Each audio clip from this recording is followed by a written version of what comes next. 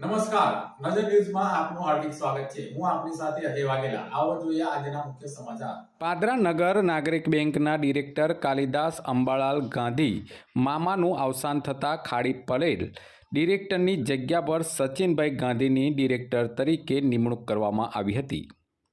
પાદરામાં નગર નાગરિક બેંકના ડિરેક્ટર કાલિદાસ અંબાલાલ ગાંધીના અવસાન બાદ આજ રોજ પ્રથમ સામાન્ય સભા યોજવામાં આવી હતી, જેમાં તમામ ડિરેક્ટરો ઉપસ્થિત રહ્યા હતા। સભાની શરૂઆતમાં 2 મિનિટનું મૌન પાળી કાલિદાસ અંબાલાલ ગાંધી મામાને શ્રદ્ધાંજલિ પાઠવી હતી।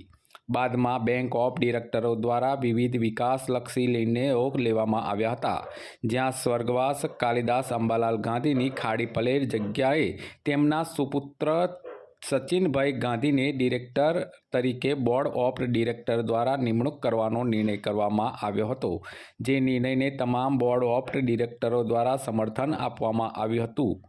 જ્યાં સભામાં સચિનભાઈ ગાંધીને ડિરેક્ટર દ્વારા પુષ્પગુચ્છ ફૂલહાર પહેરાવીને પાદરા નગર નાગરિક બેંકના ડિરેક્ટર તરીકે નિમણૂક કરવામાં આવી હતી।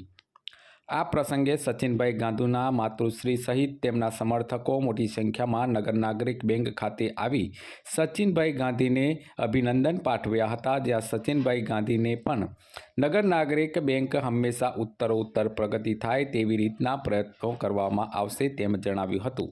આજરોજ પાદરા નગર નાગરિક બેંકની સામાન્ય સભાની અંદર જે અમારા વડીલ કાલિદાસ મામા જે એક્સપાયર થયા હતા, એની જગ્યાએ સર્વાનુમતે સચિનભાઈ કાલિદાસ ગાંધી જેમના સપુત્ર છે, આજે અમે નિમણૂક કરી છે અને બધાની સર્વ મંજૂરીથી પાદરા નગર નાગરિક બેંકની અંદર સચિન કાલિદાસ ગાંધીને ડિરેક્ટર તરીકે આજે સર્વાનુમતે મંજૂર કરેલ છે।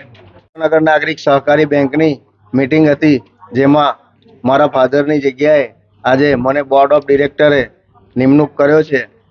એ તમામ બોર્ડ ઓફ ડિરેક્ટર, તમામ સભાસદ અને અમારા ધારાસભ્ય શ્રી ચૈતન્યસિંહ ઝાલા બાપુના હું આભારી છું।